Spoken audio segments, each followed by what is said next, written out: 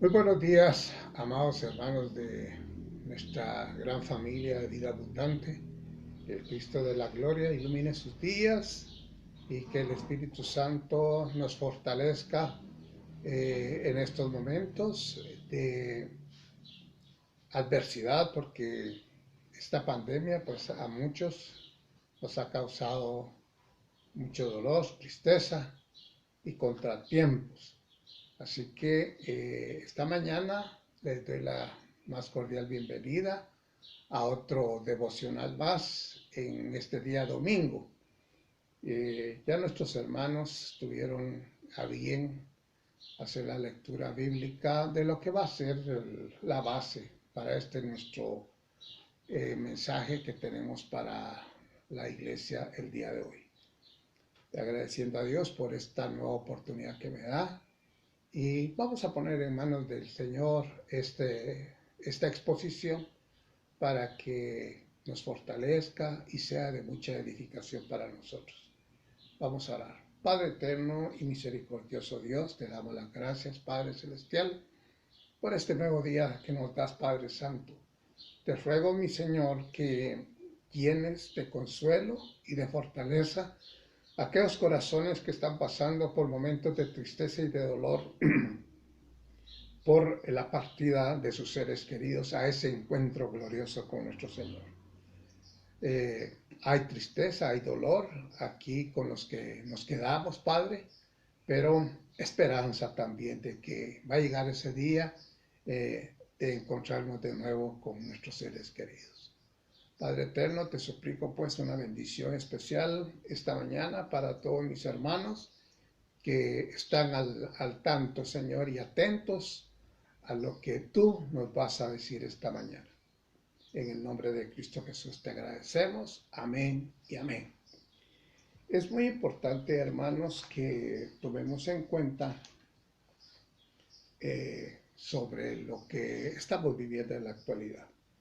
Pero no es ajeno, hermanos, en la historia bíblica, en todos, en el Nuevo Testamento principalmente, que es donde comenzamos a ver la participación de la Iglesia de Jesucristo. Recuerden que Él la instituyó, Él la fundó aquí en la tierra.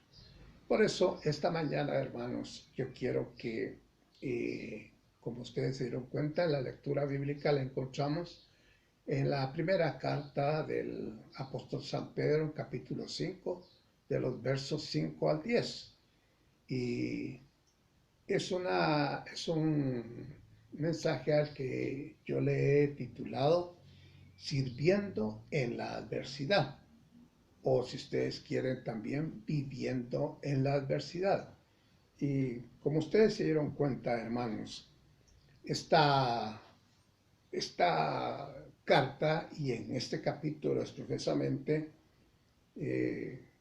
su autor, el apóstol Pedro, nos señala un área muy especial que destaca en la vida de la Iglesia de Jesucristo.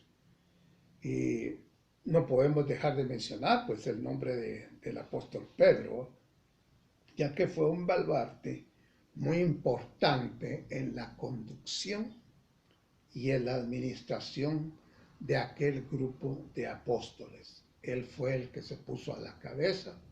Recordemos su llamamiento.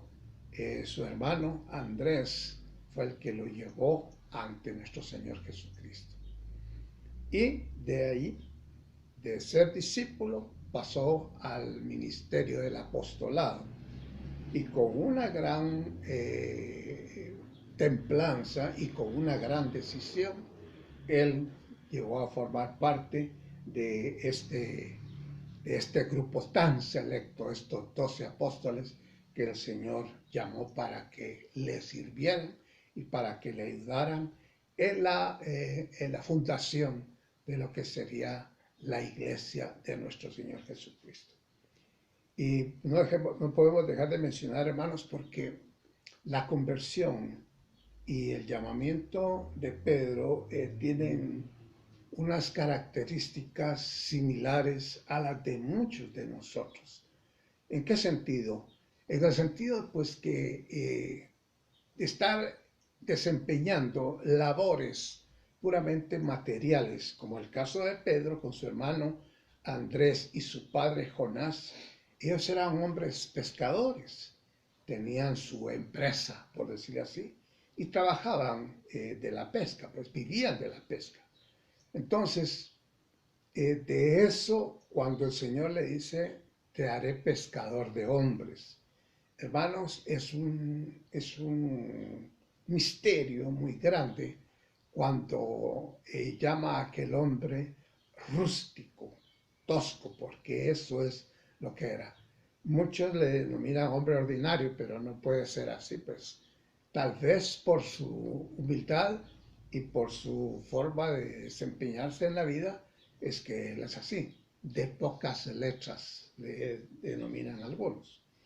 El caso está, hermanos, es que cuando el Señor lo llama, hay un cambio muy grande, sustancial en la vida de este apóstol. Y como les decía, llegó a ser una parte importante en la vida del apostolado, o sea, en la vida de la iglesia apostólica. Y no solo él, sino que su esposa también. Recordemos pues que con la esposa trabajaron mucho dentro del grupo evangelístico de aquel tiempo, ¿verdad? Y él es testigo de cómo en el trasfondo histórico se nos señala la gran persecución, la gran tribulación que este grupo de hombres santos comienzan a sufrir en manos del emperador romano Nerón. Fue en el año 64-66, parece, después de Cristo, en donde comienza a darse un movimiento contrario al desarrollo de la Iglesia de Jesús. Y hubieron muchos mártires, ¿verdad? Muchos murieron en esa persecución precisamente. ¿A qué se debe esta persecución, hermanos? La historia nos dice de que el emperador romano, ávido de cosas nuevas y de aquel deseo de construir, de hacer una ciudad hermosa y que sobresaliera sobre las demás, pues construía y construía. Y cuando ya no tenía dónde construir, pues se le dio por quemar la ciudad para, en un afán de salir airoso delante de las demás ciudades, pues quema la ciudad y con unas consecuencias muy trágicas, porque mueren personas, destruyen viviendas y por sobre todo hay un factor muy importante que tiene que ver con esta destrucción. La destrucción de sus deidades, de sus imágenes a los que ellos les rendían culto. Y los romanos eran muy celosos de sus dioses. Y cuando ven aquella destrucción de sus deidades, ellos reaccionan en contra del emperador. Pero él, esa violencia, ese enojo de la población romana, la desvía y la centra y la redirige hacia los cristianos. Entonces, él culpa de ese accidente o de esa tragedia, culpa a los cristianos y los romanos, comienzan la persecución, comienzan a destruir todo lo que identificara a los cristianos y a los judíos que se asociaron con los cristianos de aquella época. Recuerden que habían cristianos no judíos y cristianos judíos, o sea, ya los llamados gentiles y los famosos griegos, ¿verdad? Griegos y gentiles, comenzó la persecución contra ellos. Y en esa persecución es cuando Pedro señala en el inicio de su carta a todos aquellos, dice en el capítulo 1, dice, Pedro, apóstol de Jesucristo, a los expatriados de la dispersión en el Ponto, Galacia, Capadocia, Asia y Bitinia. Todos estos lugares, ahí estaban integrados muchos cristianos, gentiles, judíos y griegos. Entonces a ellos les da las palabras de aliento. ¿Cuál es el tema central de esta carta, hermanos? La sobrevivencia en medio de la adversidad. Y entonces de ahí se desarrollan otros temas, como es servir en la adversidad. Y recuerden ustedes que la situación llegó a tal extremo que muchos de los apóstoles fueron martirizados, incluyendo a la esposa de Pedro, que fue crucificada. Pero él, acompañando a su esposa, le recuerda, le dice, le dice a su esposa ya crucificada y en agonía, solo le dice estas palabras: recuerda al Señor. Y con estas palabras, hermanos, de consuelo, él le da fortaleza para que el Señor la reciba allá en el cielo. Luego, él es también condenado a la crucifixión y resulta que él pide y ruega que por favor no lo crucifiquen como crucificaron a su Señor, sino si es posible que lo crucifiquen de cabeza, o sea, contrario a lo que es la crucifixión, ¿verdad?, con la cabeza en alto, sino que él con la cabeza para abajo. Según la oralidad, o sea, según la tradición oral, dicen que así fue. Bueno, este trasfondo, hermanos, es lo que nos ayuda a poder comprender las palabras del apóstol inspirado por el Espíritu Santo, ¿verdad? Y que es escrita por su secretario o su asistente Silvano, o el famoso Silas que escuchamos aquí. Él fue el que le ayudó a escribir esta carta.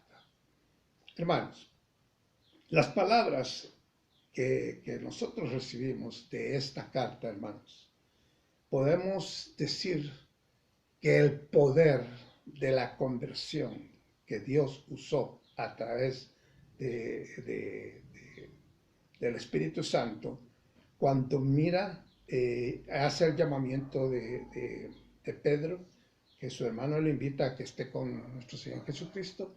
En ese llamamiento, hermanos, hay un poder que se está manifestando. El poder del Espíritu Santo, que es el que redarguye, es el que transforma, es el que regenera. Porque todos somos pecadores, hermanos. Y todo aquel grupo de hombres llamados a servir al Señor eran pecadores, pero fueron llamados por la gracia de Dios a servirle a Él. Entonces, hay un poder, hermanos, el poder divino. Pero podemos decir en esta oportunidad que el apóstol, en los versículos que leemos del 5 al 10, hay unas recomendaciones específicas para la iglesia. Recordemos, hermanos, que se menciona a los ancianos. En el versículo 1 de este capítulo dice a los ancianos: ruego a los ancianos que están entre vosotros, yo anciano también con ellos y testigo de los padecimientos de Cristo, que soy también participante de la gloria. Apacentad la grey, a los ancianos. O sea, una parte muy importante, hermanos, en el servicio, en la adversidad, como dice el título esta, es que la iglesia se tiene que involucrar completa en esa unidad. Se fortalecen los espíritus, o sea, el espíritu del creyente se fortalece y juntos, unánimes, como dice en el libro de los Proverbios, dice, cordón de 3 dobleces no tan fácilmente se rompe o se revienta. Entonces, cuando hay unidad, la iglesia es fuerte. Y es por eso que nosotros, hermanos, nos tenemos que involucrar, o sea, toda la iglesia. Ahí van ancianos, jóvenes, señoritas, adultos y jóvenes adultos, si ustedes quieren. Y todos tenemos que estar involucrados, porque el llamado de la carta de Pedro es para que todos nos involucremos. Pero eso sí, en la interrelación de los diferentes grupos, están los ancianos, están las damas, las señoritas, los jóvenes, en esa interrelación, hermanos, tienen que haber también unos principios de respeto y de solidaridad. Tiene que existir estos principios para que la iglesia avance. Y no solo de solidaridad, sino unanimidad en el espíritu. Porque si vemos en el desarrollo de la carta, y la cual en la base que yo utilizo aquí es de el capítulo 5, de los versículos 5 al 10. Y en el versículo 5 le dice también a los jóvenes, igualmente jóvenes, están sujetos a los ancianos y todos sumisos unos a otros, revestidos de humildad, porque Dios resiste a los soberbios y da gracia a los humildes. ¿Qué quiso decir el apóstol Pedro cuando se dirige a Jesús? En aquel tiempo, hermanos, ¿cómo se llama? La resistencia o también la negligencia por parte de algunos jóvenes no era como ejemplo estos jóvenes que acompañaban a los apóstoles. En el caso del apóstol Pedro tenía a Silas, en el caso de Pablo tenía a Timoteo y así Bernabé, que eran más jóvenes que ellos. Entonces la acción y la participación de los jóvenes era muy importante. Y tal vez en las palabras aquí no se vaya a malinterpretar, pero están sujetos a los ancianos es el mismo paralelo que se presenta cuando Dios dice, cuando el apóstol Pablo dice, mujeres, están sujetas a vuestros maridos. Y muchas veces se malinterpreta esta palabra. Está como que si fueran nuestros esclavos y tienen que estar aquí, jóvenes tienen que... No, tiene que haber una unidad espiritual y para que el trabajo se facilite tanto para los ancianos como para los jóvenes. Aunque la Biblia es muy clara cuando dice, en los jóvenes está la fuerza y en los ancianos, en la larga edad está la inteligencia. Pero no es que los jóvenes no sean inteligentes, como no, si esta generación de ahora se puede decir que es más activa en cuanto al desarrollo del intelecto. ¿Por qué? Porque tienen al alcance muchos medios, tecnología al alcance, que no la tuvimos nosotros. Como ejemplo, en mi tiempo yo no tuve esta tecnología que hay ahora. Sin embargo, hay acceso a ella. No es que no podemos pues acercarnos a esa tecnología y usarla. Entonces aquí lo que se dice es de que el trabajo tiene que ser compartido. Los ancianos dentro de su rol, los jóvenes dentro de su rol, trabajando arduamente para que la obra del Señor avance. Hay una cosa muy importante. ¿Con qué poder era que trabajaba Pedro? Con el poder soberano de Dios. O sea, en Hechos 2:1, Hechos 2, 1 al 4, se nos habla sobre el poder que recibieron los apóstoles en aquel tiempo y otras personas más que en el aposento alto se juntaron y a trabajar por la iglesia. ¿Recuerdan ustedes la poca elocuencia que tenía Pedro? Pero él fue el primer predicador. ¿Recuerdan ustedes con aquel primer sermón con que él se levantó después del Pentecostés? El Espíritu Santo lo hizo que él se parara y hablara con una palabra que en realidad tenía mucha autoridad, porque el Espíritu Santo estaba dentro de él, ¿verdad? Y eso era lo que hacía que la iglesia trabajara con mucha fuerza, con mucha autoridad, con mucho poder. Él fue el poder soberano. En el nombre de Jesucristo también, con ese poder, los apóstoles hicieron milagros. Y Pedro también hizo milagros. Iban, se puede decir, cabeza a cabeza con el apóstol Pablo, porque en su ministerio los dos casi llevaban el mismo récord de obras sobrenaturales.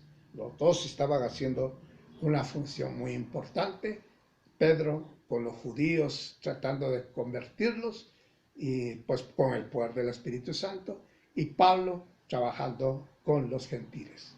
Vamos a seguir. Y también el apóstol Pedro tiene una cosa muy especial, hermanos, que él abrió la puerta también a la entrada de los gentiles y a los samaritanos. Fue muy, eso lo podemos ver en Hechos, con los samaritanos en Hechos 8 y a los gentiles en Hechos 8:10. Jesucristo quiere que también en la actualidad la iglesia le sirva con ese denuedo, con ese esmero, como los primeros hombres de la iglesia apostólica. Luego tenemos, hermanos, que por la tradición oral también tenemos que aprender a vivir en medio de esta hostilidad. En la actualidad, hermanos, estamos viviendo unos tiempos muy, muy tremendos de muchos riesgos. Tal vez aquí en nuestro país no se haya desatado lo que en otros países se está viendo. En otros países ya atentan contra la vida de pastores, de miembros de iglesias cristianas evangélicas, y ya hay un ataque, si no quieren ustedes, indirecto, ya es un ataque directo a la fe en Cristo Jesús. Entonces, ¿cuál es el otro propósito, hermanos? ¿Cuál es la otra acción que nosotros debemos de trabajar con el propósito soberano de Dios? En los versículos 6 al 8 dice: humillaos pues bajo la poderosa mano de Dios, para que Él os exalte cuando fuere tiempo, echando toda vuestra ansiedad sobre Él, porque Él tiene cuidado de vosotros. Y el 8 dice: sed sobrios y velad, porque vuestro adversario el diablo, como león rugiente, anda alrededor buscando a quien devorar. Hermanos, esto que nosotros tenemos que hacer, esto lo podemos llevar adelante con un propósito soberano: servir en plena hostilidad.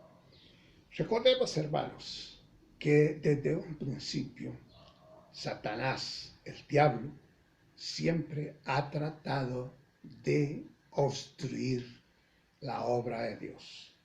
Según los comentaristas teólogos, dicen que Satanás, su misión es calumniar, su misión es acusar.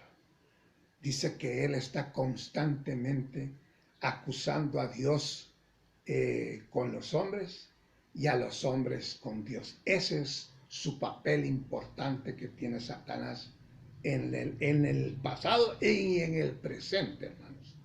Porque la obra de Dios está avanzando, los ataques se multiplican de parte de Satanás. Y esto que nos dice aquí el apóstol Pedro, que nuestro adversario, cuando él habla así, esta palabra nosotros la podemos hacer una evaluación de lo que se refería a aquel tiempo. El adversario era cuando se presentaban ante la corte tanto el acusador como el acusado. Entonces ahí se miraba, en la forma de defensa, se miraba quién era verdaderamente el adversario. Y el que tuviera más armas para combatir las teorías de los otros, pues ese era el que ganaba el juicio. En este caso, hermanos, nosotros, tomados de la mano de Dios, vamos tras la victoria sobre las huestes del mal. Y esa es una de las situaciones, hermanos, que a través del apóstol Pedro, nuestro Señor nos manda a que nos guardemos. Son situaciones que podemos, con los que podemos enfrentar al mundo. Dice, Dios nos manda a guardarnos, a llenarnos de esperanza y a no amargarnos, siendo obedientes en todo. Esto es una de las fórmulas. Dice,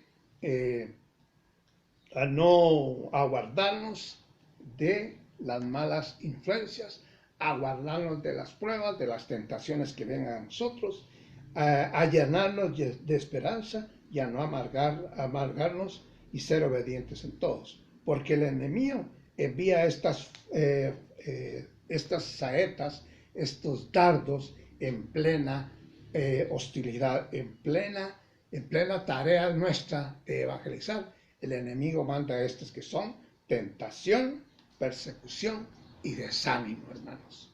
Eso es una de las situaciones, dice, que el enemigo acusa a Dios ante los hombres y a los hombres delante de Dios.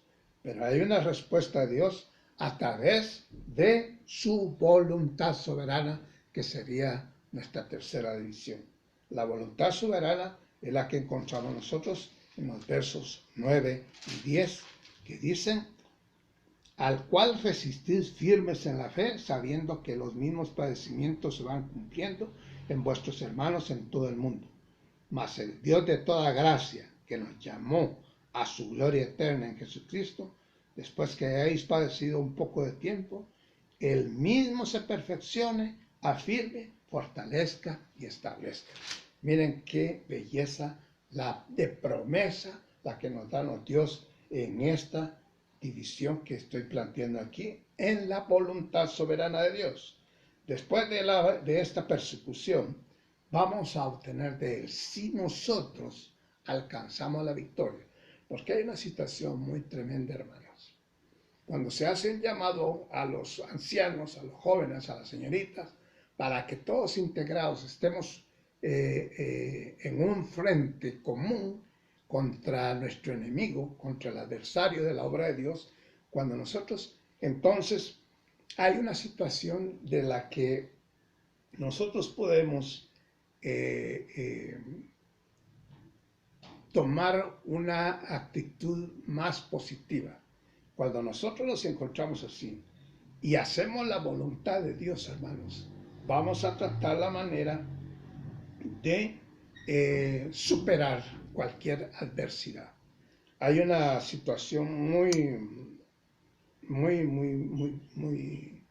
significativa aquí, que Dios demanda de nosotros, hermanos, y para que, así como Él puso el fundamento de la institución de su iglesia, en cada creyente, hermanos, está poniendo una base también, que es la fe.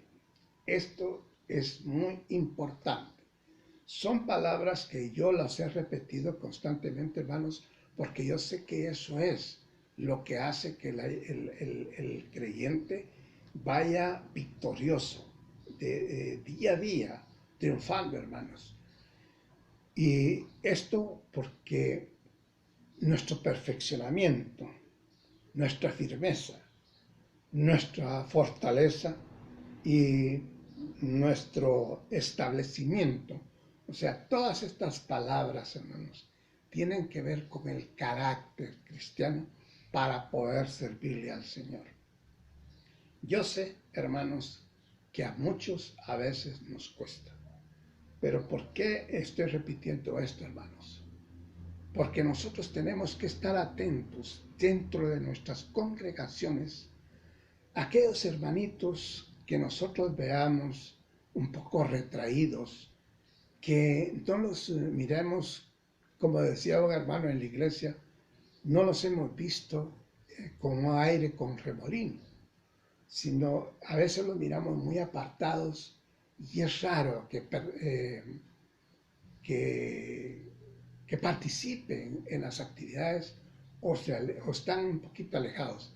Es ahí, hermanos, donde nosotros tenemos que actuar.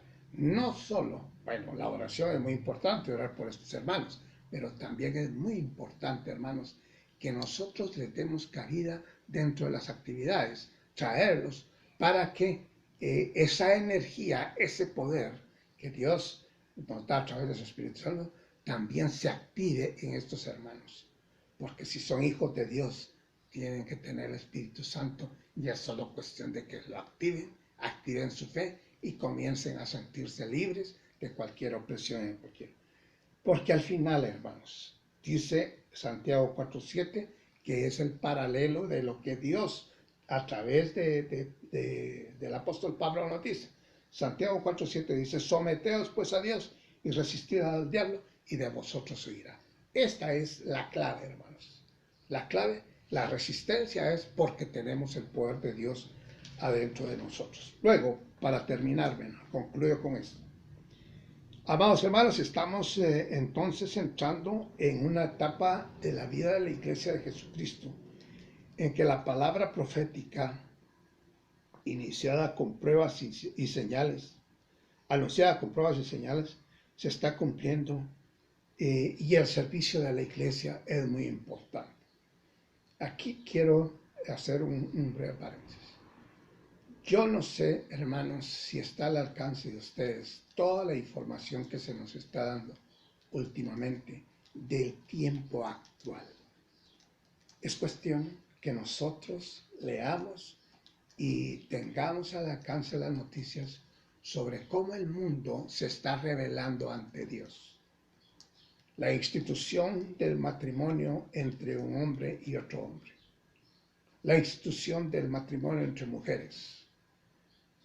El amancebamiento, o sea, la unión, la zoofilia, la unión de un humano con un animal, con una bestia, que ya se está viendo, ya hay anuncios y que hay iglesias, entre comillas, que están oficiando estos matrimonios entre un hombre y una perra, que es un animal, ahí con una mujer con un asno en México. O sea, hermanos, todo esto es contra la naturaleza divina. Son anuncios muy claros. Miren ustedes, el clima está totalmente descontrolado. Antes estaba verano, primavera, verano, invierno, otoño. Y así estaban bien marcadas las estaciones. Ahora no, hermanos, en plena Navidad cae un aguacero, en pleno verano pues llueve, hay frío, está todo descontrolado. Hermanos, son señales muy claras de que el hombre está perdiendo la visión de la cruz, de ese sacrificio que hizo nuestro Señor Jesucristo en la cruz del Calvario. Y esto, hermanos, es donde la iglesia tiene que emerger como un salvavidas para todas aquellas almas. Y lo digo no solo por las personas ajenas a nosotros, por nuestras familias, hermanos. Tenemos que trabajar para que en todos ellos participen de esta promesa del gozo de la salvación. Termino con esto que encontramos en 1 Corintios 15:58. Así que, hermanos míos, amados, estad firmes y constantes, creciendo en la obra del Señor siempre, sabiendo que vuestro trabajo del Señor no es en vano. Vamos a orar y con esto concluimos. Padre, te doy gracias, mi Señor, por esta hermosa oportunidad que me das de compartir, Padre Santo, estas preciosas palabras, Señor, este mensaje que tú has dejado para tu iglesia. Que nosotros, Señor, a pesar de las circunstancias adversas, tenemos que servirte, Señor, en la adversidad. Tenemos que trabajar en medio del conflicto. Tenemos que avanzar, Señor, a pesar de los obstáculos que el enemigo pone en su camino. Te rogamos, Señor, que sigas fortaleciendo nuestras vidas, que nos des, Padre Santo, todo ese ánimo que necesitamos, que tu Espíritu Santo tome el control de todas las situaciones que vengan a nosotros adversas, Señor, que quieran interrumpir esta comunión contigo. Te ruego especialmente, Padre, por todos nuestros hermanos dolientes que han perdido a sus familiares en medio de esta pandemia. Tú los conoces, Señor, sabes perfectamente cuál es la situación de ellos. Te lo rogamos, mi Dios, quédate con nosotros y ayúdanos, Señor, a seguir adelante. En el nombre poderoso de Jesús, te damos las gracias. Amén y amén. Que el Señor les bendiga, hermanos, y será hasta una próxima oportunidad.